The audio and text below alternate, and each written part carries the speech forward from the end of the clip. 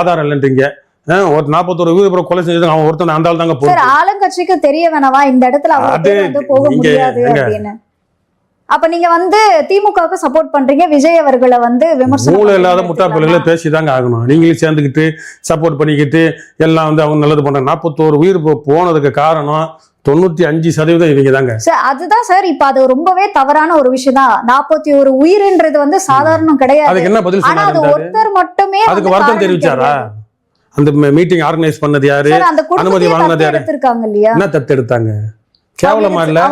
செத்து போன பிள்ளைங்களுக்கு வந்து இல்ல என்ன பண்றாங்க? ஏதாவது எவிடன்ஸ் இருக்கா? பண்ணிருக்கலாம், அது தெரியாது. எவிடன்ஸ் இருக்கா? நீங்க கேக்குறீங்களா? சீமான் பேசுனதுக்கு எவிடன்ஸ், சீமான் பேசுனதுக்கு எவிடன்ஸ் இருக்கான்னு கேக்குறீங்களா? சீமான் என்ன பேசுனதுக்கு எவிடன்ஸ் இருக்கான்னு கேக்குறீங்களா?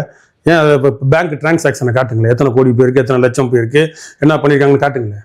சார் அவங்க கொடுத்திருக்கிறதா அந்த குடும்பங்களே நன்றி தெரிவிச்சிருக்காங்க. அதுதான்